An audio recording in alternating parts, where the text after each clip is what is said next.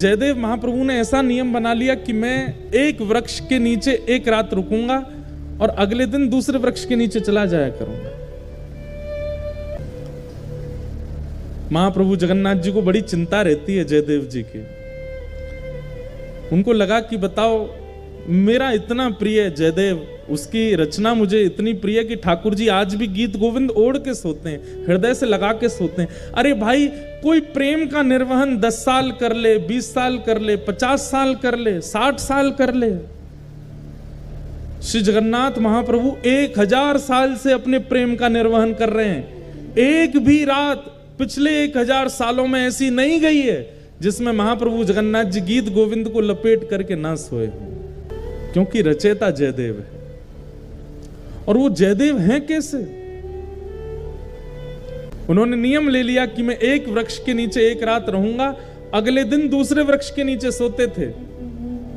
इतना संग्रह भी नहीं किया कि कहीं मैं एक वृक्ष के नीचे 4 दिन रहा तो ऐसा ना हो जाए कि ये वृक्ष और ये स्थान मेरा है। लेकिन महाप्रभु जी को चिंता होती है जयदेव महाप्रभु की। मेरा जयदेव एक वृक्ष के नीचे सोता है, इतनी बड़ी रचना गीत गोविंद करने वाला एक वृक्ष के नीचे सोता है। तभी श्री जगन्नाथ जी ने एक योजना बनाई और एक सुदेव नाम का ब्राह्मण था। उस सुदेव ब्राह्मण के कोई संतान नहीं थी। ठाकुर जी पहले ही योजना बना लेते हैं, तो सुदेव ब्राह्मण के पहले कोई संतान नहीं थी। तो सुदेव ब्राह्मण ने जगन्नाथ महाप्रभु से कहा कि भगवान, एक संतान का सुख मुझे दीजिए, मैं वचन देता हूं उसकी बाल्यावस्था पूरी हो जाने के बाद जैसे ही वो बालक कुमार अवस्था का होगा, मैं आपके चरणों में निवेदित कर दूंगा, वो बालक आपका हो जाएगा। फिर ये मेरा वचन है आपको।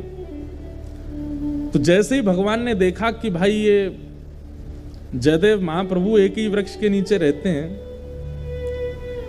तभी ठाकुर जी ने विचार किया कि हम कैसे इनके इस वृक्ष के नीचे रहने वाले सिस्टम को दूर करवाएं।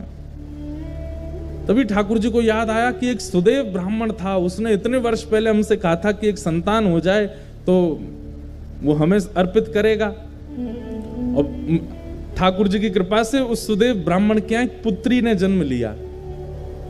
महाप्रभु जी ने विचार किया कि उसकी पुत्री अब विवाह के योग्य हो गई है। महाप्रभु जी ने उसको स्वप्न दिया सुदेव ब्राह्मण को, और स्वप्न में जाकर के उसको याद दिलाया कि तुमने हमसे कहा था एक संतान होगी तो तुम हमको अर्पित करोगे, तुम्हारी बेटी हुई, अब भूल गए अपना वचन। अगले दिन ही सुदेव अपनी बेटी लेकर के महाप्रभु जगन्नाथ जी के सामने गया। जय जय, मेरी धृष्टता क्षमा, मैं भूल गया था कि पुत्री आपको अर्पित करनी। मेरी पुत्री, आप इसको स्वीकार करो। जैसे ही उसने प्रणाम किया, महाप्रभु जगन्नाथ जी उसके अंतस्थ में आ गए और बोलने लगे।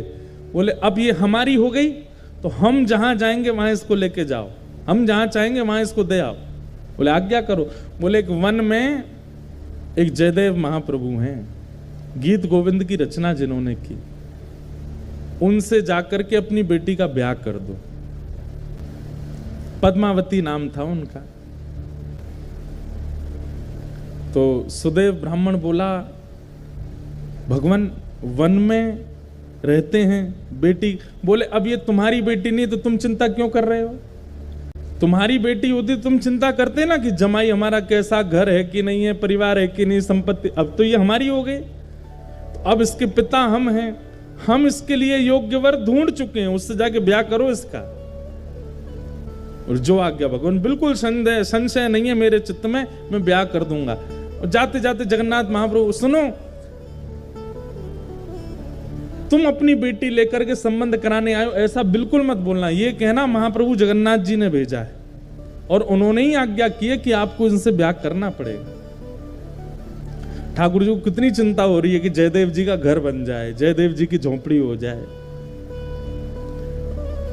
सुदेव ब्राह्मण अपनी पुत्री पद्मावती को लेकर के पहुंचे। श्री जयदेव महाप्रभु एक वृक्ष के नीचे बैठे थे, तो प्रणाम किया। जयदेव महाप्रभु, कहिए भगवान कैसे आना हुआ?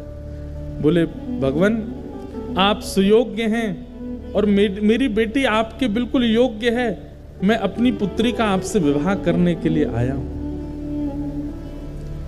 और ये मैं अपनी पुत्री का विवाह करने इस भाव से नहीं आया कि मैं इनका पिता हूं। महाप्रभु जगन्नाथ जी ने मुझे स्वप्न देकर के आज्ञा दी है कि आप इनको स्वीकार करो।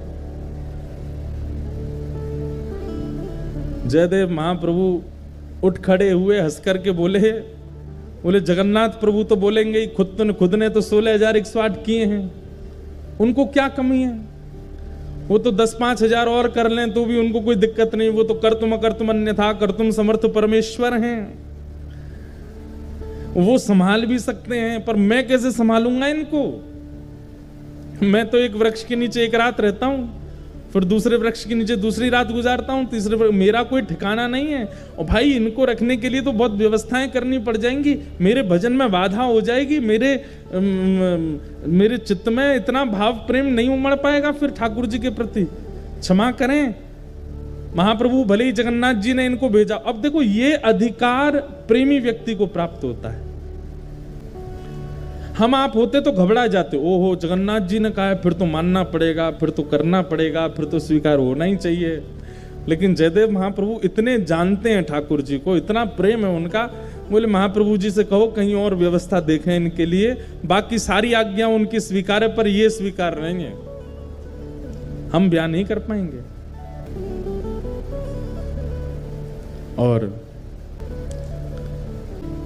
श्री जयदेव महाप्रभु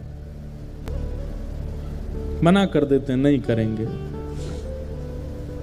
अरे आप कैसे व्यक्ति हैं, महाप्रभु जी की आज्ञा नहीं मान रहे हो, जगन्नाथ जी की आज्ञा नहीं मान रहे हो? बोले हमें स्वीकार है, हम बिना आज्ञा के ही रह लेंगे, लेकिन ये नहीं करेंगे।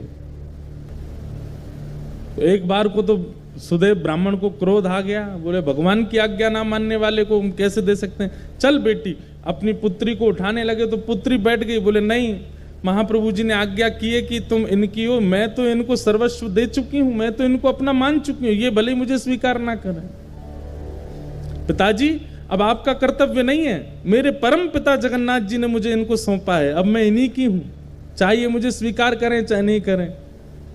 जयदेव महाप्रभु बोले वाह, ऐसा समर्पण तो हमने नहीं देखा भैया। अरे तुम्हारे पिता कह रहे हैं चलो तुम, बोले नहीं महाप्रभु जी ने आपको अर्पित किया, तो मैं आपकी।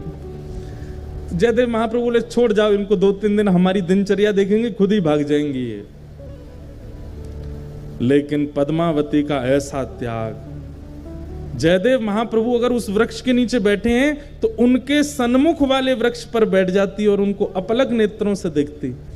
जैसी दिनचर्या, अब भाई वन में रहते हैं, वन में सांप भी है, बिच्छू भी है, कातर भी है, ना जाने कितने सारे जीव आ जाते हैं, लेकिन सब स्थितियों में बिल्कुल अनुकूल रह करके अपने श्री जयदेव जी को देखती रहती। 3 दिन बाद जब वो नहीं जा रही, अब देखो कितनी अच्छी बात है, 3 दिन बाद जब वो पद्मावती वापस लौट करके नहीं गई तो श्री जयदेव महाप्रभु ने मन में विचार किया कि ये इसकी जिद नहीं है, ये श्री जगन्नाथ प्रभु अपना अधिकार दिखा रहे हैं मुझको कि देखो मेरा तुम पर कितना अधिकार है, मैं जिससे चाहूंगा तुमको उससे ब्याह करना ही पड़ेगा। और ये बात सोच करके श्री जयदेव महाप्रभु रोने लगे कि ठाकुर जी मुझ पर कितना अधिकार मानते हैं कि मेरे 5 बार मना करने पर भी ये कन्या अपनी स्थान से हिल नहीं रही। इसकी सामर्थ्य नहीं है कि ये वन में रह सके, इसकी सामर्थ्य नहीं है वृक्ष के नीचे रह सके, इसने कहां तपस्या देखी है, लेकिन इसको ये सामर्थ्य कौन प्रदान कर रहा है? महाप्रभु जी। जयदेव महाप्रभु ने जब इसको अधिकार माना कि ये जगन्नाथ जी का अधिकार है मेरे ऊपर, और अधिकार मान करके पद्मावती से कहा मैं तुम्हारा वर्ण करूंगा, चलो।